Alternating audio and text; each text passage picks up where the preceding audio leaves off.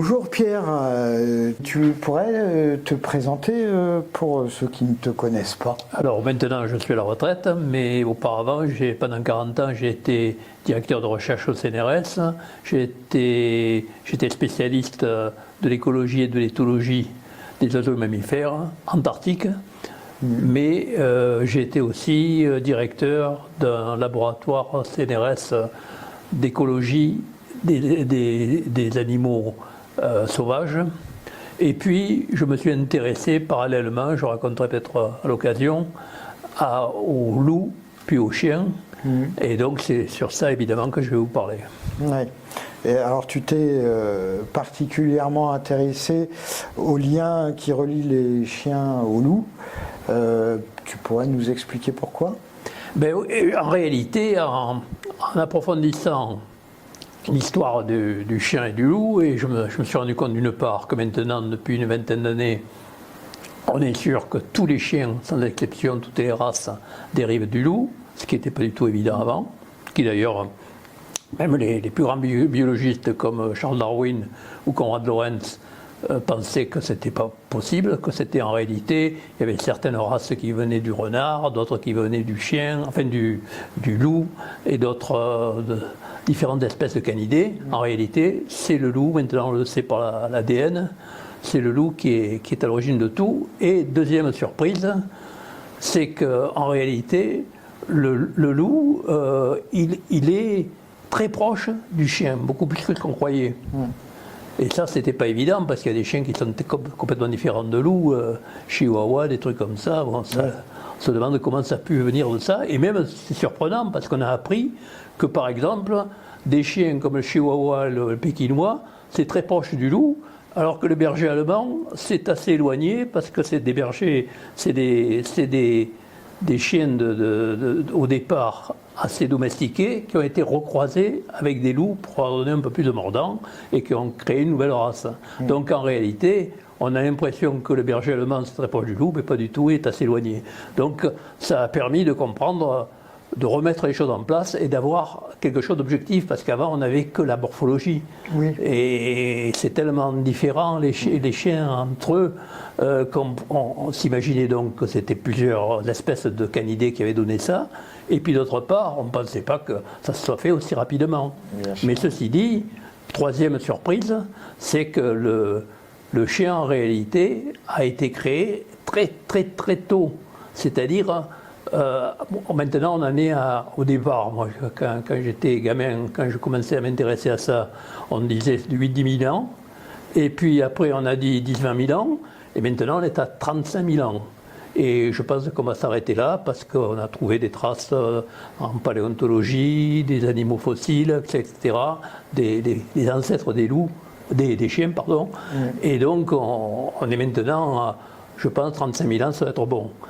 Et donc, vous vous rendez compte que c'est 25 000 ans avant qu'on passe du statut de la fonction de chasseur-cueilleur à la fonction d'agriculteur. On sait, l'espèce humaine s'est fixée et a arrêté d'être un nomade il y a 10 000 ans seulement.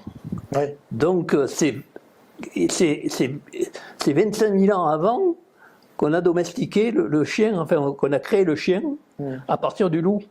Et en réalité, bon, maintenant on le sait, c'est pas très compliqué d'arriver à modifier un animal. Tous les éleveurs font ça. D'ailleurs, c'est comme ça que Charles Darwin a mis en place, a compris l'histoire de l'évolution, de la modification des animaux, de l'un à l'autre, comment ils ont fait pour passer de l'un à l'autre, comment on a fait pour partir. Et pour partir, par exemple, nous, on était un primate au départ, on est maintenant une espèce à part. Bon, eh bien le chien, c'est pareil, mais ça a été fait par l'homme uniquement. C'est-à-dire qu'on avait au départ un loup, l'homme préhistorique, quand il est parti d'Afrique et qu'il est arrivé en Europe, il a commencé à chasser avec des loups, il a récupéré des jeunes loups, sans doute dans leur tanière, et puis il s'est aperçu que les loups s'associaient, participaient, prenaient part à la famille, et qui devenaient des aides tellement utiles, parce qu'un loup, ça voit mieux qu'un homme, ça entend mieux qu'un homme, ça court 2 fois plus vite, surtout ça sent, c'est-à-dire que sans voir la proie, il arrive à la pister. Donc c'était tellement utile, et comme à cette époque, pendant 300 000 ans, on a été des chasseurs-cueilleurs. Donc on était des chasseurs.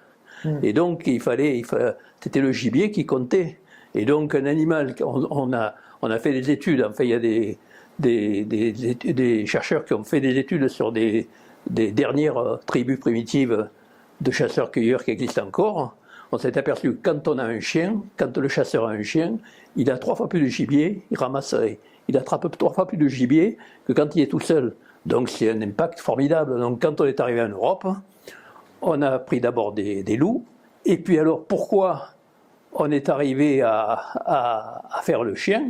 Ben parce que le loup, ça c'est pas très connu, même des spécialistes et des vétérinaires, c'est que le loup en réalité, et les chiens loups qui sont très proches les chiens qui sont très proches, qui ont été recroisés avec des loups, comme les chiens loups de Tchécoslovaque par exemple, ou les sarlos, eh bien ces chiens-là, ils ont un problème, c'est-à-dire que quand ils sont très proches du loup, donc un loup, quand il approche de l'hiver, il cherche à former des couples.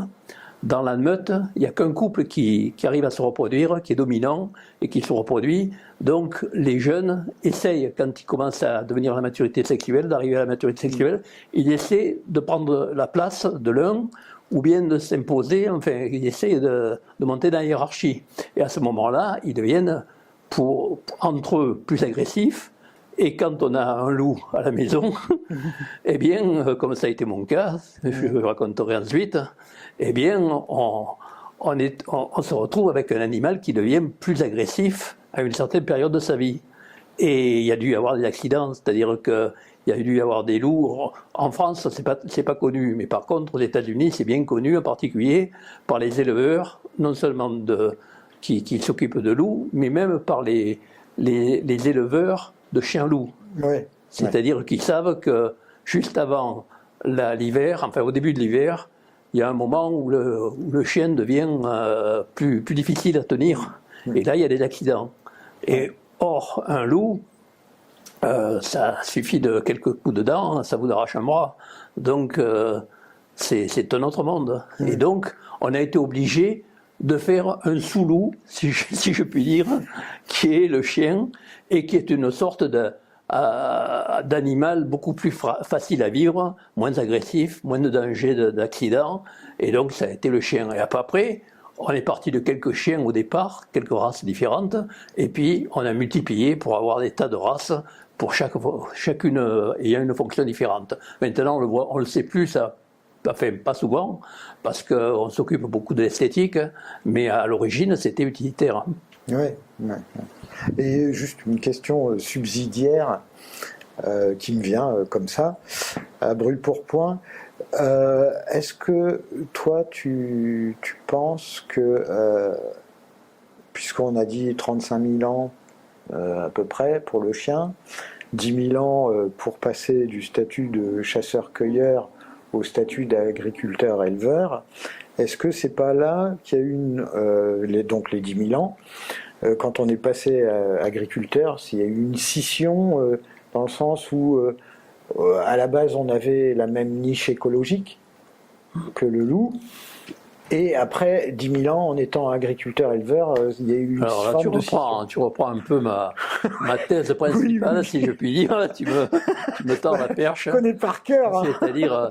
C'est-à-dire qu'en réalité, je pense que ce qui nous rapproche, alors là, en réalité, c'est complètement aberrant, personne n'en parle, mais c'est une énormité. C'est-à-dire pourquoi n'a-t-on pas des chimpanzés à la maison et pourquoi a-t-on des chiens? Le chimpanzé, génétiquement, c'est très proche de l'homme, et on a des chiens qui ne me ressemblent pas du tout, qui ne vont même pas dans la même famille, et qui se baladent sur 4 pattes. Comment se fait-il? En réalité, je pense que c'est une convergence, non pas génétique, comme celle qu'on a avec le chimpanzé, mais c'est une convergence éthologique, en réalité, et écologique, c'est-à-dire qu'en réalité, on occupait, pendant 300 000 ans, on a occupé la même niche écologique que le loup. C'est-à-dire que les chasseurs-cueilleurs, c'était des chasseurs en équipe de gros gibier, exactement comme le loup. Donc, on avait tellement de points communs que ça s'est bien passé avec le loup. Par contre, il y avait ce petit problème, c'est-à-dire l'agressivité quand ils veulent monter dans la hiérarchie. On est arrivé à le tourner en sélectionnant des animaux, c'est-à-dire on a pris des animaux, comment on peut prendre des animaux de plus en plus petits ou de plus en plus grands pour modifier les descendants, eh bien on a pris des animaux de plus en plus calmes, de plus en plus tranquilles, et on en a fait le chien. D'accord, ouais. Alors bon, la question suivante que je voulais te poser, c'est pourquoi et comment l'homme a fait le chien, mais tu y as en grande partie. Oui, en fin de compte, pourquoi on a fait le chien? Parce qu'on avait besoin de chasser au départ.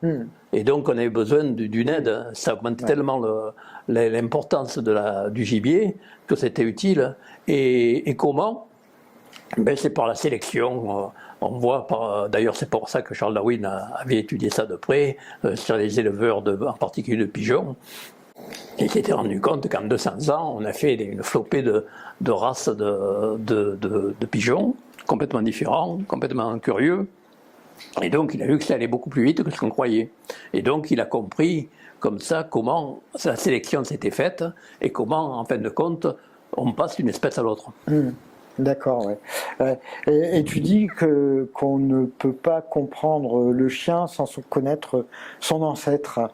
Alors ça, c'est encore tu as des petits exemples pour... une de mes grandes théories, c'est-à-dire qu'en réalité, moi, je pense que la grande erreur qui a été faite, enfin moi ce qui m'a intéressé, c'est pour ça que je me suis spécialisé, c'est le rapport entre le loup et le chien, c'est qu'on ne peut pas comprendre un chien si on ne connaît pas son ancêtre, c'est-à-dire le loup. Parce qu'en réalité, le chien, qu'est-ce que c'est? C'est un loup modifié. C'est-à-dire que l'homme, il a enlevé tout ce qui le gênait, le hurlement, terminé, la fidélité au partenaire, au couple, dans le couple. Les loups sont très fidèles, les chiens pas du tout. Et donc, parce que certainement ça nous gênait, c'est-à-dire que les éleveurs, ils avaient besoin de reproduire les animaux sans s'occuper du couple. Or, le couple, il veut se reproduire qu'avec l'autre, donc avec le conjoint. Donc, ça devait compliquer la vie. Donc, en réalité, quand on connaît bien le loup, qu'on voit ce qu'on lui a enlevé et ce qu'on lui a ajouté parfois, eh bien, on arrive à comprendre le chien. En réalité, moi, je pense qu'actuellement, la compréhension, les scientifiques et les vétérinaires considèrent que le chien, c'est une espèce à part, mais ce n'est pas une espèce à part. En réalité, certains considèrent que c'est une sous-espèce du loup. C'est une modification du loup, comme par exemple le cochon est héritier du sanglier. Mais en réalité, bon, il est très différent, mais il dépend complètement du sanglier. Ben là, c'est pareil. En réalité, le chien, c'est un loup qui, au lieu de prendre son indépendance et son autonomie et de devenir maître de lui-même, de ne plus avoir de maître, eh bien, accepte, reste, moi je dis un adolescent éternel. C'est-à-dire qu'il reste continuellement infantile parce qu'il considère que le maître, c'est un peu le chef de meute pour toute la vie. Il ne remet jamais en question cette hiérarchie et donc il est beaucoup moins dangereux. D'accord. Ouais. Et tu as publié que le loup était altruiste. Et peux-tu l'expliquer et montrer en quoi cela concerne le chien? Alors, d'abord, il faut que je raconte que moi, je suis arrivé tout à fait par hasard au loup puis au chien. C'est-à-dire que je ne m'intéressais pas du tout, et je trouvais même que les chiens étaient un peu trop faciles à vivre, enfin trop. Moi j'étais spécialisé dans les oiseaux et mammifères sauvages, donc j'étudiais surtout l'Antarctique, j'ai passé 9 ans en Antarctique, et j'ai travaillé aussi en forêt équatoriale, sur les babouins, sur les singes, donc j'étais habitué aux animaux sauvages. Et donc, je trouvais que les chiens, c'était un peu trop gentil, quoi, entre guillemets. Et puis, le hasard a fait que le directeur du zoo de Montpellier m'a téléphoné. J'étais en rapport avec lui, j'étais bien copain avec lui, parce que je l'ai aidé de mes conseils pour pour que ces animaux soient en bon état, soient en bonne santé et soient en bonne forme. Et il m'a téléphoné en me disant, voilà, je sais que votre femme est une amoureuse des loups, est une passionnée des loups. Je viens d'avoir, notre meute vient d'avoir une portée et j'arrive pas à les revendre, à m'en débarrasser par moyen ou un autre. Or, je ne peux pas les garder parce que l'enclos est trop petit et je sais que si je le garde, si je garde même un seul, ça va faire des conflits ensuite et donc ils vont tous se battre, donc je ne peux pas faire ça. Donc il faut absolument soit je le pique, soit que je le donne. Donc il m'a proposé de récupérer une femelle, Kamala. Et bon, j'ai eu le malheur de proposer ça à ma femme qui évidemment a sauté dessus. Mon fils qui avait peur des chiens qui a aussi sauté dessus. Et donc on s'est retrouvé avec une jeune louve à la maison. Mais j'avais pas d'enclos, j'avais rien. Oui. J'étais dans un appartement au 2e étage. Donc il a fallu d'abord, pendant plusieurs mois, vivre avec. Et puis ensuite, j'étais en train de retaper la maison que j'ai maintenant, et il y avait un grand enclos d'1 hectare autour, qui était avec une grosse clôture enterrée, donc je pensais que j'allais le mettre là, mais au lieu de quelques mois, ça a duré plusieurs années. Donc j'ai été, à ma connaissance, peut-être le seul à avoir élevé un loup à la maison et non pas dans un enclos, parce que d'habitude déjà c'est facile d'élever un loup, mais par contre généralement c'est dans le jardin ou dans la propriété, on a un enclos spécial, on les amène pas dans la maison. Oui, ou c'est des fois dans la maison, mais enfin les quelques exemples que je connais, c'est dans la maison, mais les premières semaines sont vite. D'ailleurs généralement ils cassent tellement de choses, il y a tellement de problèmes qu'on est obligé de trouver une solution. Et puis après. Donc je suis tombé comme ça sur le loup et j'ai été très surpris parce que je ne pensais pas que ce soit aussi fascinant, parce que c'est très, très affectueux, mais c'est dangereux par contre. Donc il faut absolument, faut pas se tromper. Donc je me suis intéressé d'abord au loup, puis j'ai eu cette louve, et puis après j'ai compris en ayant cette louve pourquoi on avait créé des chiens. Parce qu'en réalité c'est trop dangereux un loup. Et il faut vraiment, les accidents sont faciles à avoir. Donc ensuite, ça m'a réconcilié avec les chiens, et là j'ai une 20aine de chiens. Donc je suis comme ça devenu spécialiste des chiens, tout à fait par hasard, et même en dehors de mon boulot. Parce qu'en réalité, je n'ai jamais étudié les loups ou les chiens dans le cadre du CNRS. Et maintenant, je suis à la retraite, et là, je fais que ça. C'est-à-dire que je me suis spécialisé sur le chien, et en particulier son lien avec le loup. Parce que je pense que ça a été évacué, ça a été sous-estimé. Le lien avec le loup est très très important. C'est pour ça que j'ai fait même un bouquin, le chien, un loup rempli d'humanité. Eh bien, c'est pour montrer qu'en réalité, le chien et le loup, ça va ensemble. C'est-à-dire que quand on connaît bien le loup, on voit comment on a fait le chien, comment on l'a modifié, ce qu'on a enlevé, ce qu'on a rajouté, et puis en fin de compte, là on comprend mieux le chien, par exemple. On ne peut pas comprendre pourquoi un chien fait 3 tours avant de se coucher. Ça ne veut rien dire pour nous. Dans une maison, il n'a pas besoin de faire 3 tours. Non. Mais en réalité, quand dans la nature, on sait qu'un loup, il fait 3 tours, d'abord pour vérifier qu'il n'y a pas de scorpion ou de serpent ou simplement de cailloux. Donc il fait 3 tours dans l'herbe pour voir que c'est bien, comme ça lui convient. Et puis ensuite, on comprend que ça soit devenu un instinct, c'est-à-dire que le chien a hérité de ça alors qu'il n'en a plus besoin.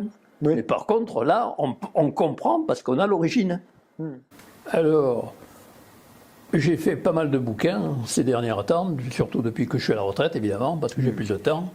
Et donc, j'en ai fait un sur le loup, la vérité sur le loup, ce mal aimé.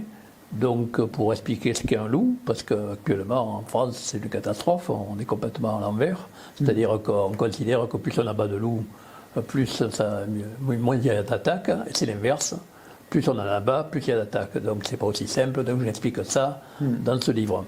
Ensuite, l'histoire de l'adoption d'un loup en appartement Eh bien, ça, je l'ai résumé dans ce bouquin, qui est une réédition qui a eu pas mal de succès, qui date de 12 ans maintenant, et qui vient de sortir en livre de poche à un prix dérisoire. Et puis, j'ai fait aussi un livre avec un éducateur canin, qui est sur le guide d'éducation éthologique du chien, où je résume, il y a 2 chapitres, pour lui, l'aspect pratique et pour moi l'aspect théorique entre guillemets, c'est-à-dire l'histoire du chien à partir du loup. Et puis j'ai fait un livre qui est sans doute le plus proche de ce que je viens de raconter, qui est Le chien, un loup rempli d'humanité, où je montre bien je fais l'histoire du chien à partir du loup. Alors là, on retrouve plein d'images que j'ai soulevées rapidement dans la discussion. Oui. D'une part,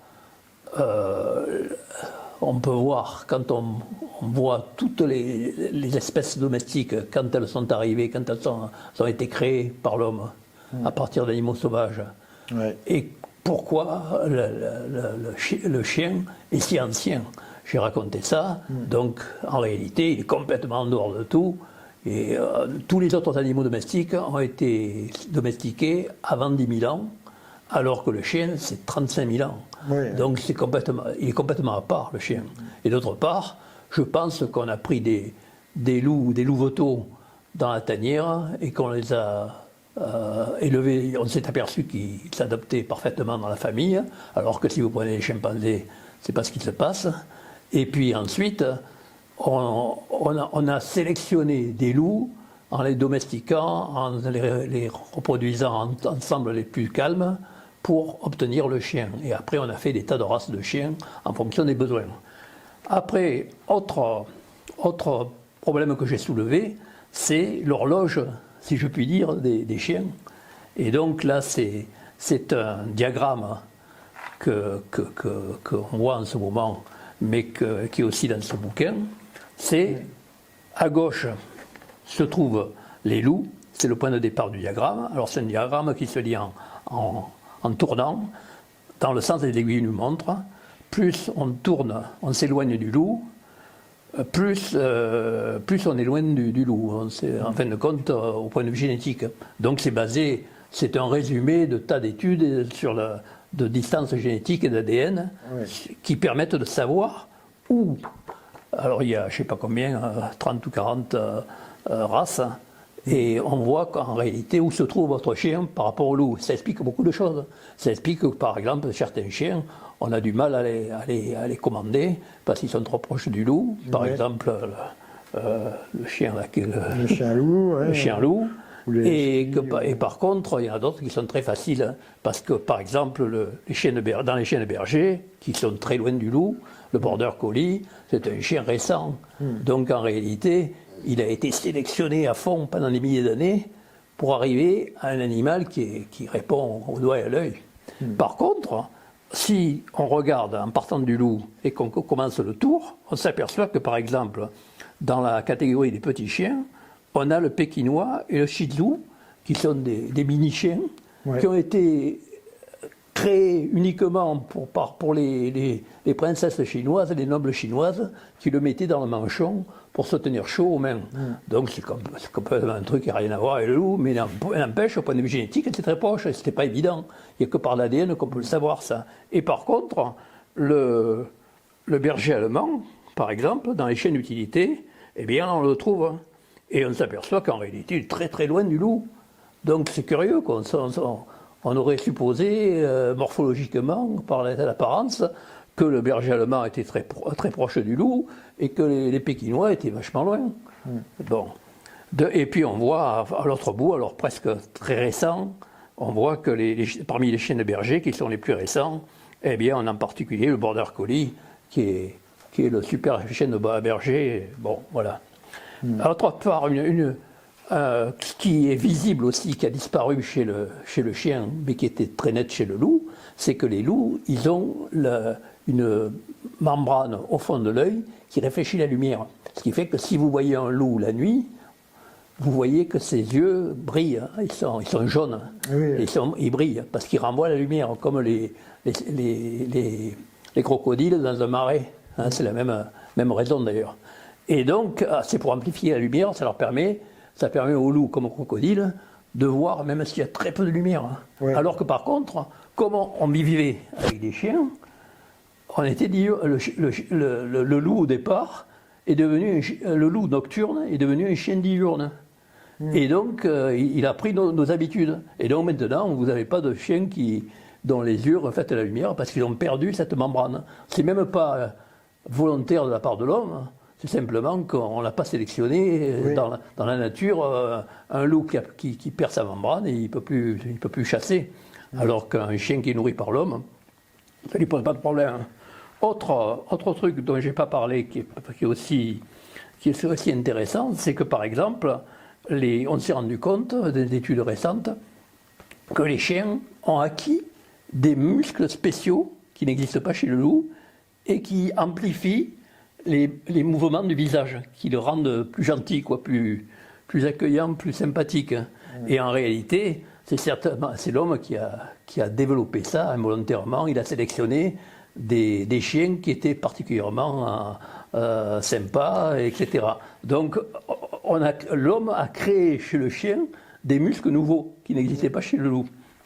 Et autre photo aussi qui est intéressante à voir, et que j'ai commencé à expliquer dans l'histoire de Kamala, c'est que on se demandait dans Kamala, c'est ça qui m'a mis la puce à l'oreille, et qui renouvelle d'ailleurs, je ne pensais pas trouver quelque chose de neuf en élevant un loup en appartement, parce que ce n'est pas l'endroit idéal. Normalement, on va dans la nature pour étudier un animal. Or, le loup, il n'y a pas tellement de temps, il y a 80 ans seulement qu'on connaît le loup et qu'on connaît sa structure sociale, le fait que c'est une meute avec un couple, et puis des autres qui viennent donner un coup de main, qui aident à la fois à chasser et qui aident à élever le jeune.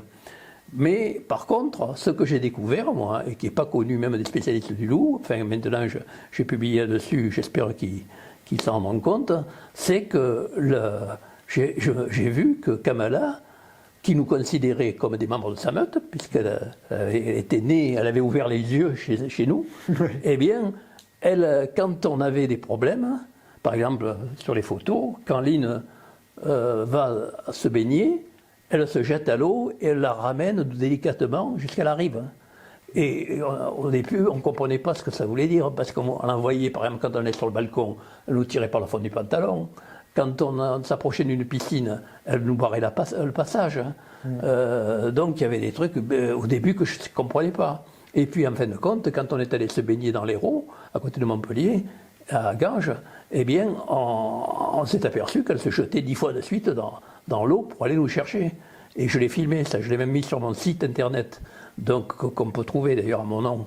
Et donc, vous voyez qu'en réalité, il y a un aspect qui non seulement n'a pas été vu chez les chiens, mais encore peut-être mieux chez les chiens que chez les loups. Parce que chez les loups, les scientifiques ne sont pas encore rendus compte que les loups sont altruistes.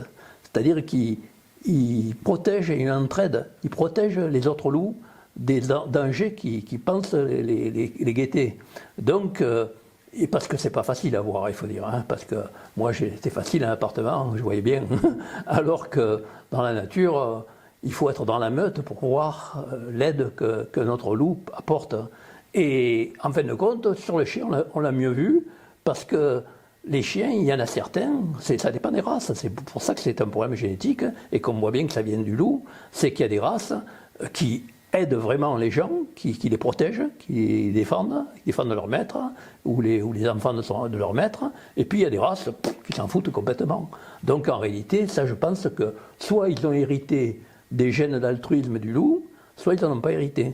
Donc en réalité, là, on voit encore le lien entre le loup et le chien. Ouais. Merci Pierre. Ces derniers temps, certains professionnels comme Hervé Pupier ou même Muriel Beck, célèbre dresseuse animalière, ont été critiqués pour leur position sur la notion de dominance. Alors, quel est ton point de vue sur ce sujet à la lumière de l'éthologie ?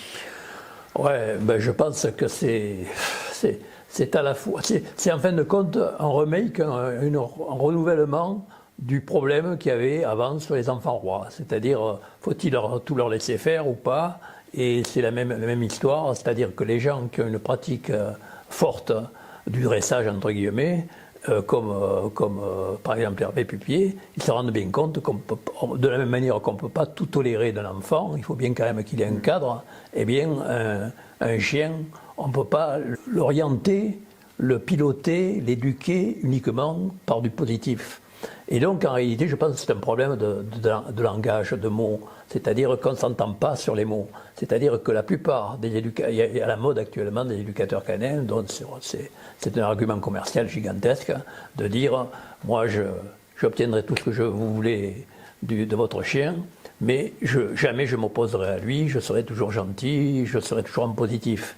Donc ça paraît tellement séduisant que ça paraît formidable. C'est un peu ce qu'on disait avant avec les enfants, sur lesquels on est revenu, mais qui redevient la mode actuellement encore, bon, qui prouve que ce sont des problèmes récurrents. Eh bien en tout cas, en réalité je crois que c'est un problème de langage, parce que en réalité, même l'éducateur canin qui pense qu'il ne faut pas dire non à un chien, ils le disent un peu. Bon, évidemment, ils sont contre le dressage dur à l'ancienne, c'est-à-dire de frapper des animaux, etc. Ça, maintenant, je ne crois pas qu'il y ait grand monde encore qui puisse dire ça. Mais par contre, beaucoup d'éducateurs canins qui sont pour uniquement le positif, en réalité, ils acceptent de dire non de temps en temps à leurs chiens. Donc en réalité, c'est un faux débat. C'est-à-dire que entre Hervé Pupier, qui lui le reconnaît ouvertement, et les éducateurs canins qui disent d'éduquer un chien que par du positif, en réalité, il n'y a pas tellement de différence, parce qu'un éducateur canin qui refuse absolument toute négation, il n'y en a pas des tonnes, et souvent ça amène des problèmes. C'est-à-dire que le chien, il est comme un enfant roi, c'est-à-dire qu'il croit que tout lui est permis, et donc après il faut le ramener chez un autre éducateur canin, comme par exemple Pupier, qui pour le redresser et le remettre dans le droit chemin. Ceci dit, ça lui fait des clients. Oui, voilà, ça fait des clients des deux côtés. Parce qu'il y a d'abord la personne qui veut faire que du bien à son animal chéri, et qui prend l'éducateur positif à fond. Et puis après, l'éducateur tempéré, disons, comme Hervé Pupier, qui lui montre au chien que sans le brutaliser, il faut quand même qu'il comprenne qu'il y a des choses qui sont interdites. Voilà. Donc moi je pense que c'est le juste milieu, et que c'est un dialogue de sourds en réalité. C'est qu'ils n'arrivent pas à s'entendre parce qu'ils ne sont pas d'accord avec les principes. Je pense qu'en réalité, que ce soit pour un enfant ou pour un chien, on ne peut pas l'éduquer uniquement qu'avec du positif. Il faut qu'il y ait un peu du négatif, mais ça ne veut pas dire qu'il faut utiliser la cravache et le fouet pour éduquer les enfants ou les chiens. Bien sûr, oui. Merci Pierre.